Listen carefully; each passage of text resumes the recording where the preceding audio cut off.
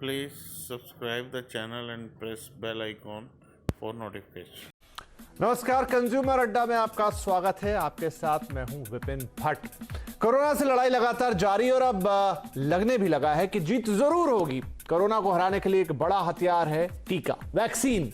और देश में बनी 2 वैक्सीन के साथ इस वक्त भारत में टीकाकरण का काम तेज रफ्तार के साथ चल रहा है। इनफैक्ट यहां तक कि शुरुआती 40 लाख टीके लगाने में भारत ने दुनिया में सबसे तेज रफ्तार दिखाई है। इस वक्त रोज औसत 3 लाख से ज्यादा टीके लग रहे हैं। तो दूसरी तरफ आईसीएमआर का सीरो सर्वे भी आशा की किरण जगा रहा है, जिसके मुताबिक देश के करीब 30 करोड़ लोगों के पास ऑलरेडी एंटीबॉडीज मौजूद हैं, यानी कभी ना कभी ये वायरस की चपेट में आए, लेकिन बिना किसी नुकसान के इनके शरीर ने एंटीबॉडीज डेवलप की और अब ये इस वायरस से लड़ सकते हैं, एक हद तक इम्यून है।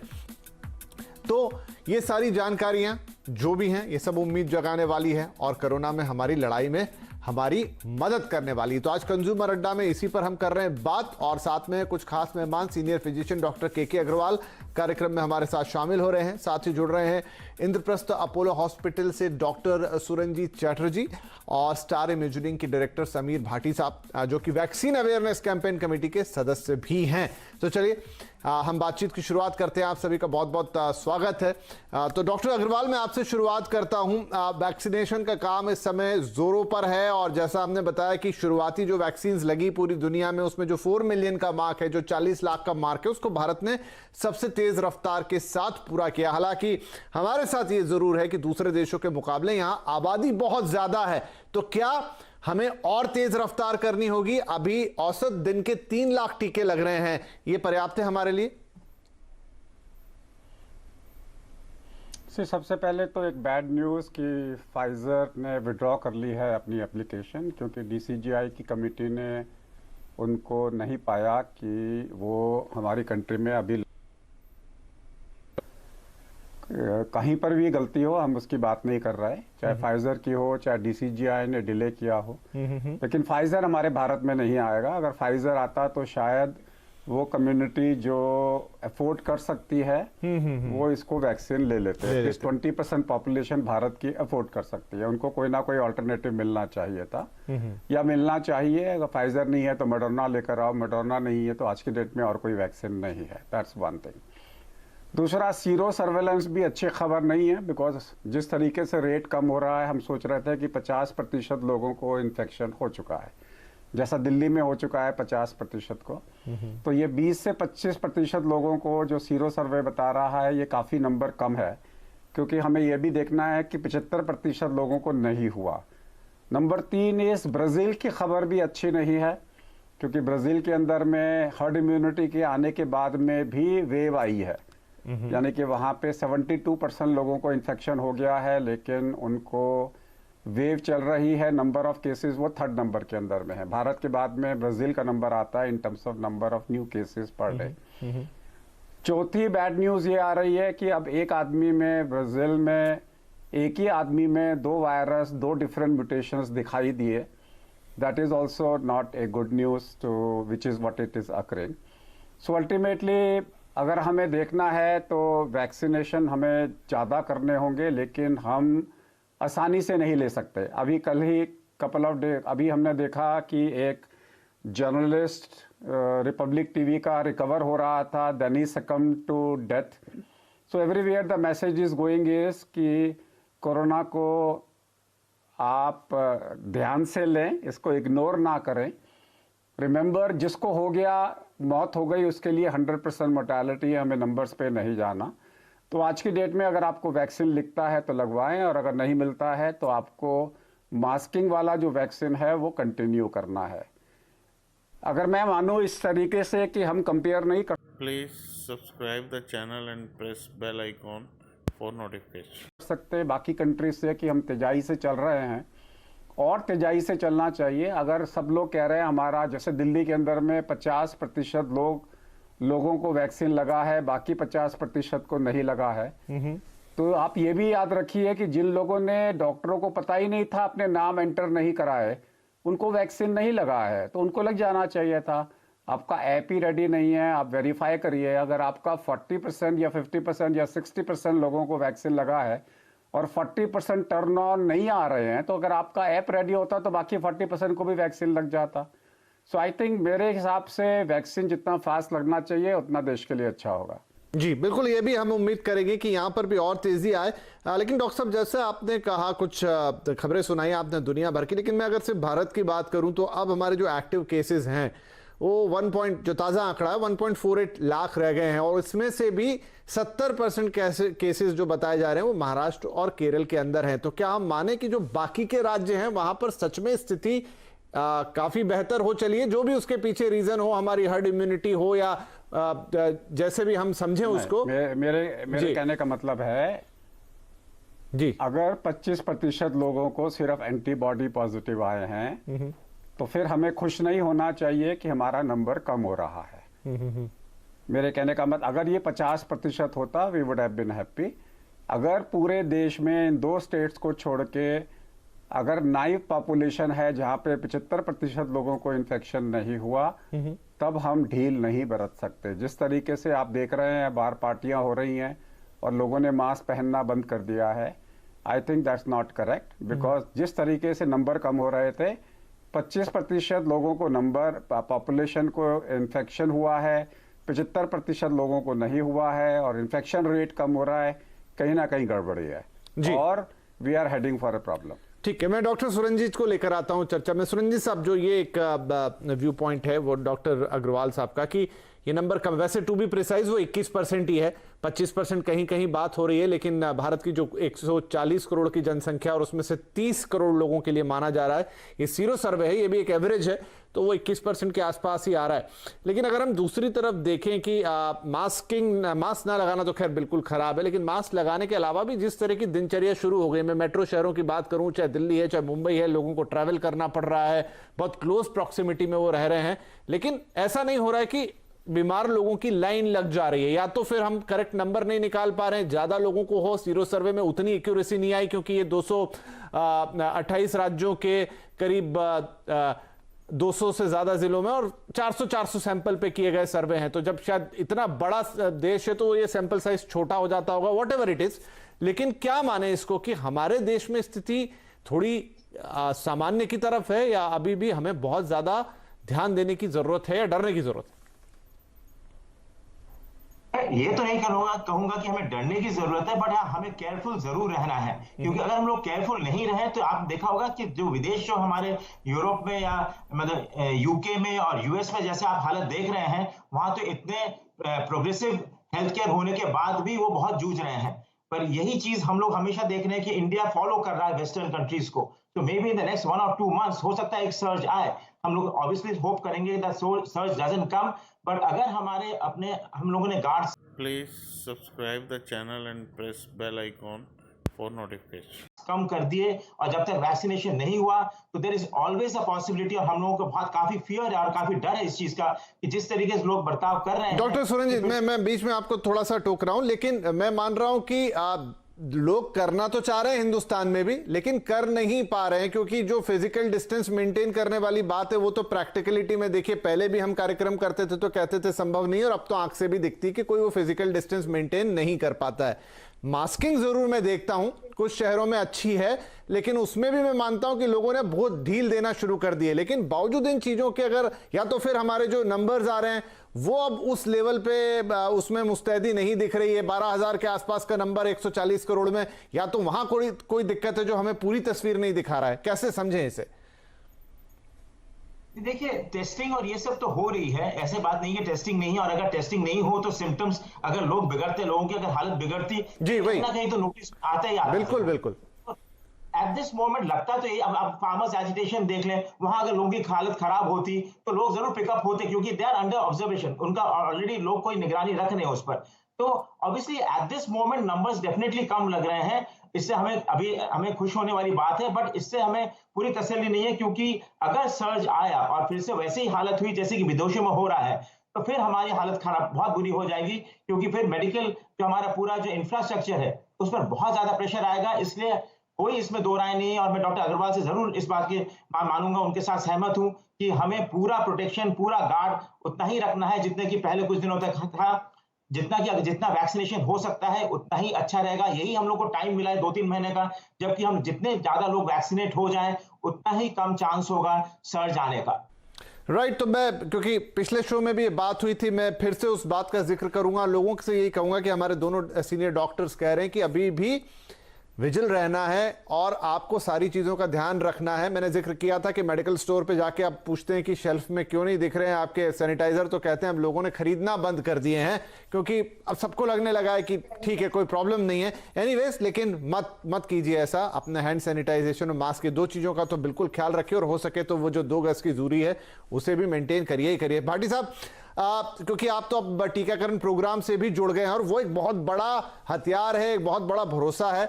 हमने तेज रफ्तार के साथ 40 लाख टीके तो लगा दिए, लेकिन देश की आबादी और देश में जो स्थिति है, जिस तरह से लोग हैं, बहुत बड़ा एरिया हमें कवर करना है। और साथ में थोड़ा सा लोगों के मन में भ्रम भी है। एक सर्वे की बात करूं तो हमने कल ही दिखाया टीवी पे, जिसमें पहले के मुकाबले कम हुए, लेकिन अभी भी लोगों का भरोसा नहीं आया। बड़ा कंफ्यूजन है उसको लेकर। बिल्कुल, जैसा हम अभी वैक्सीनेशन की बात कर रहे हैं और डॉक्टर अग्रवाल ने भी बताया, इसमें सबसे ज़रूरी बात एक ये है कि जो हेल्थ केयर वर्कर्स थे हमारे, जिन्होंने पहले रजिस्ट्रेशन कराया, सबसे पहले उनके रजिस्ट्रेशन में जो रजिस्टर्ड हो गए पोर्टल में, उन्हीं लोगों का जो है वैक्सीनेशन शुरू हुआ। और जो रजिस्टर्ड नहीं हुए, उसके बाद सेकंड स्टेप था कि वॉक इन भी आप जाके, अगर आपने रजिस्टर्ड करा लिया तो आप वॉक इन भी जाके करा सकते हो। तो थोड़ा वो बढ़ोतरी हुई। अब देख रहे हैं हम, इंक्रीज हो रहा है, लोग अब थोड़ा अवेयर हुए हैं। फिर उसके बाद अब फ्रंट लाइन वर्कर ऐड हो गए हैं और जो हेल्थ केयर है वो अभी फ्रीज हो गया है। अभी नया हेल्थ केयर वर्कर रजिस्टर्ड नहीं कर सकते, जैसे उन्होंने भी बताया कि कई डॉक्टर्स ने अभी अपना रजिस्ट्रेशन नहीं कराया पोर्टल में, तो वो नए अभी एड ऑन नहीं हो रहे, वो एक फ्रीज हो रहा है, पहली बात। दूसरी बात, अभी फ्रंट लाइन वर्कर तो ऐड हो गए हैं, अब उनका भी शुरू हो गया है वैक्सीनेशन। अब सबसे इसमें ज़रूरी बात जानने वाली है कि जो हमारा वनरेबल ग्रुप है और हमारे जो कोमॉर्बिड वाले पेशेंट्स हैं, उनका वैक्सीनेशन भी उतना ही ज़रूरी है। कि अगर ये जो हम हार्ड इम्यूनिटी की बात कर रहे हैं, या हमारा जो दिल्ली का सीरो सर्वे की रिपोर्ट आई है, या फिर हमारा जो ICMR की सीरो सर्वे की रिपोर्ट आई है, इसमें जो पॉपुलेशन रहती है जिसमें हमारा वनरेबल ग्रुप भी रहता है, तो ये ऐसा नहीं कि वो इन्फेक्टेड हों और उसके बाद उनका वैक्सीनेशन हो, उनको तो हमें वैसे ही बचा कर रखना है।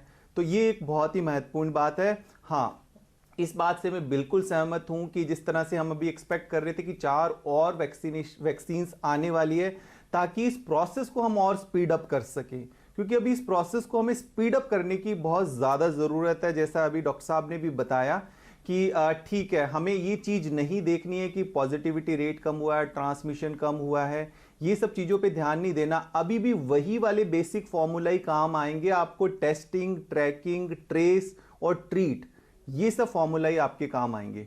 जी जी, तो डॉक्टर अग्रवाल, जो आप कह रहे थे कि अगर फाइजर को भी यहाँ अनुमति मिलती तो थोड़े और लोगों के लिए होता, तो हमें number of different type of vaccine ज्यादा चाहिए, या Please subscribe the channel and press bell icon for notification. अगर हमारे पास 2 ही हैं तो हमको उनका मास ज्यादा चाहिए?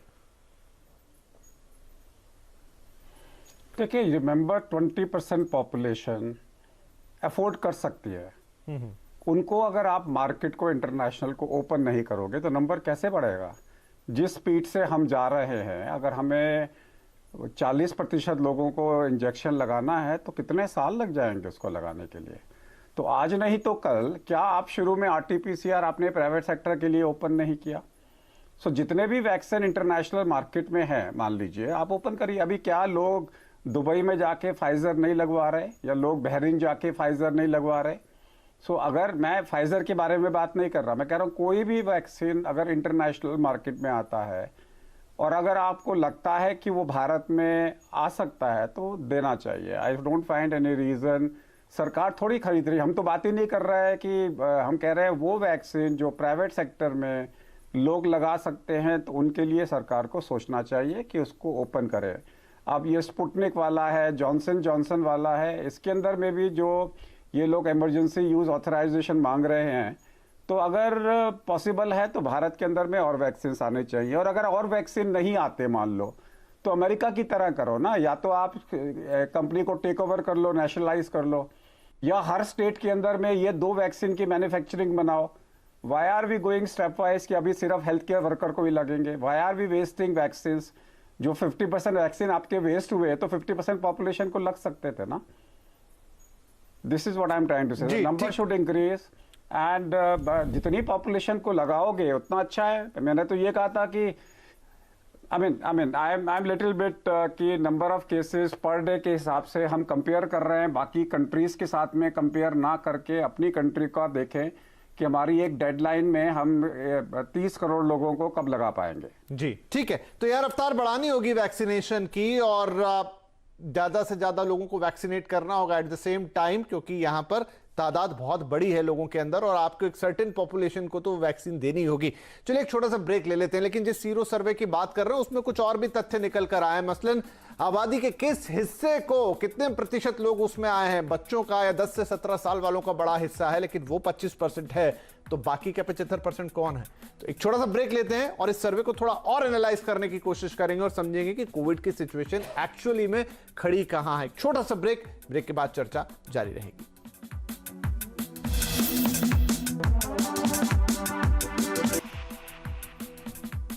कंज्यूमर अड्डा में बात हो रही है कि वैक्सीन की तेज रफ्तार है और वैक्सीन का बार है, लेकिन इस रफ्तार को बढ़ाना होगा और ज्यादा. और कुछ चीजें ताजा अपडेट जो कि डॉक्टर अग्रवाल ने और डॉक्टर सुरंजीत ने हमें दिए वो भी ध्यान में रखने हैं. हाँ डॉक्टर सुरंजीत, यहाँ जिस सीरो सर्वे की हम बात कर रहे हैं और ICMR का जो सर्वे वो ये भी बता रहा है कि जो काफी यंग पॉपुलेशन है, 10 साल से ऊपर, 10 से 17 साल के बीच, उसमें करीब 25% लोगों के अंदर एंटीबॉडीज हो सकती हैं. ये सैंपल साइज है, लेकिन इसका एक मतलब ये भी है कि 75% लोग भी तो बचते हैं. तो उनमें कौन, क्या बड़े बुजुर्ग उनके अंदर हैं, कौन सी आबादी उनके अंदर बहुत ज्यादा है और क्या उस पर ज्यादा खतरा हो सकता है? क्योंकि 10 से 17 तो मैं मानता हूं कि काफी यंग आबादी है और उनका इम्यून सिस्टम लड़ने के लिए तैयार होगा. आप इसको ज्यादा बेहतर समझाएंगे. देखिए, जो आपने एकदम सही बोला कि जो यंगर एज ग्रुप है 10 से 17, अगर उनमें इन्फेक्शन होता भी है तो एटलीस्ट एक्यूट इलनेस में तो उनमें कुछ भी प्रॉब्लम नहीं है. कुछ लोगों में जरूर देखा गया कि आफ्टर रिकवरी कुछ लोगों में, कुछ बच्चों में प्रॉब्लम हो रही है, बट उसका परसेंटेज बहुत ही कम है. पर जो मेन एज ग्रुप जो हमारा जो है 50 से ऊपर जो है, वहां जरूर रिस्क है. पर मेरा माने तो इवन 40 to 50 में जो लोगों को परेशानी हुई है, काफी लोगों को 40 to 50 इयर्स में भी परेशानी हुई है, जिनको स्पेशली कोमॉर्बिडिटीज रही है, वो उन्होंने बहुत अच्छा नहीं फेयर किया है इस बीमारी में, क्योंकि उनमें देखा गया कि काफी प्रॉब्लम हुई है. जो ऑब्वियसली 75-80 साल से ऊपर है, जिनको कोमॉर्बिडिटीज थी, उनको तो दिक्कत हुई, पर इवन 40 to 60 इयर्स वाला जो एज ग्रुप है उसमें भी परफॉर्मेंस अच्छा नहीं रहा है. उसमें बहुत केयरफुल रहना चाहिए. और मेरा तो हमेशा यही ओपिनियन है कि जो 40 to 60 वाला एज ग्रुप है वो बहुत प्राइम एज ग्रुप है, because people are still young, people एकदम अपने पीक पर है. और वहां अगर कोई तबीयत ज्यादा खराब हो जाती है तो पूरे फैमिली के लिए बहुत बड़ा डिजास्टर माना जाता है. बाठी साहब, क्योंकि आप अवेयरनेस प्रोग्राम से भी जुड़े हो, मैंने पहले भी जिक्र किया कि लोगों में एक तरफ तो यह है कि हमें लड़ाई करनी है, हमें अपने वैक्सीनेशन को प्रोग्राम को तेज करना है, लेकिन दूसरी तरफ बहुत ससेप्टेबिलिटी भी है. लोगों में बहुत सारी भ्रम है, भ्रांतियां हैं कि लगवानी है कि नहीं लगवानी है, लेना है कि नहीं लेना है, ये साइड इफेक्ट ना हो जाए, वो साइड इफेक्ट ना हो जाए. पहले हम चाहेंगे कि please subscribe the channel and press bell icon for notification. Government officials लें या बड़े बड़े नेता लें तब हम लेंगे. तो इस तरह की सोच से, तो आप जब अवेयरनेस प्रोग्राम में काम कर रहे हैं, किस तरीके से इस अवेयरनेस को फैला रहे हैं कि नहीं, अगर आपके लिए वैक्सीन बनी है तो वो सुरक्षित है?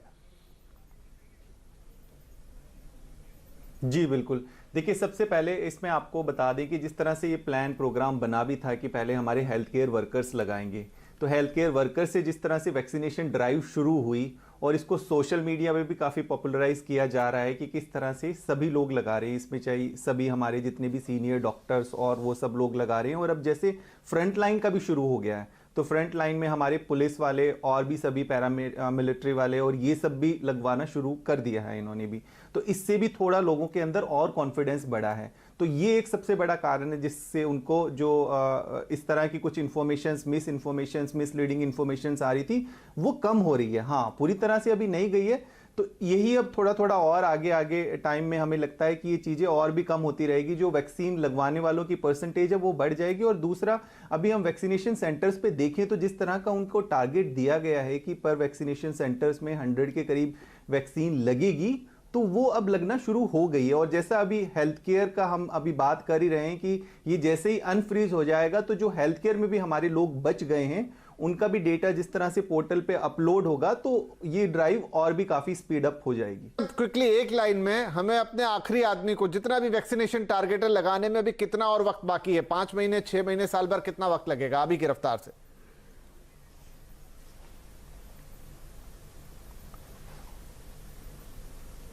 जी डॉक्टर अग्रवाल। मैं सिर्फ एक ही चीज बोलना चाह रहा हूं कि एक तो जो हेल्थ केयर वर्कर्स हैं, जो वैक्सीनेटर्स हैं, जो वैक्सीन लगा रहे हैं, उनको तो वैक्सीन सबसे पहले लगने चाहिए थे। उनके वैक्सीन, क्योंकि वो अब वैक्सीन दे रहे हैं, उनको अभी तक एंटीबॉडीज नहीं बनी है। सो एक तो ये चीज़ है जो सरकार को देखनी चाहिए या चाहिए थी। और दूसरा है कि जिन हेल्थ केयर वर्कर्स की डेथ हुई है उनकी फैमिली को तो जो आपके वैक्सीन नहीं लग पा रहे हैं वो तो लगा दो उनको। कम से कम 1000 लोग हेल्थ केयर फैमिलीज हैं, उनकी सारी फैमिलीज को इतना तो हम दे सकते हैं। अच्छा सुझाव है डॉक्टर साहब, तो एक लाइन में ये भी बता दीजिए कि कितना वक्त लगेगा अभी सबको लगाने में, कोई अंदाजा? मेरे को नहीं लगता जिस तरीके से स्पीड है, क्योंकि हमारे पास में वैक्सीन ही अवेलेबल नहीं है। आज के डेट में कहाँ है वैक्सीन अवेलेबल? अगर आप इसको प्राइवेट सेक्टर में ओपन अप नहीं करोगे जी तो ठीक है, चलिए क्योंकि मेरा समय समाप्त हो रहा है। 25% लोगों को अगर इन्फेक्शन हुआ है, we are in an issue.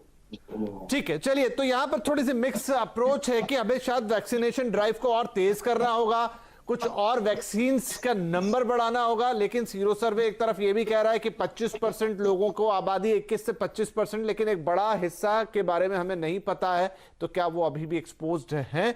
लेकिन हाँ, दूसरी तरफ देश में एक्टिव केस अब 1.48 लाख रह गए हैं।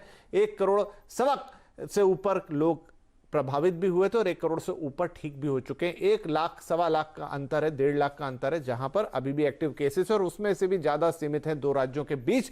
लेकिन कोरोना की जंग जारी है। एट लास्ट यही कहेंगे आपसे, वैक्सीनेशन आप तक पहुंचने में शायद थोड़ा वक्त लग जाएगा, लेकिन तब तक हैंड सैनिटाइजेशन और मास्क का साथ, उस वैक्सीन का साथ मत छोड़िएगा। लगातार अपडेट हम आपको रोज देंगे। आप सभी मेहमानों का कार्यक्रम में शामिल होने के लिए शुक्रिया। नमस्कार। Please subscribe the channel and press bell icon for notification.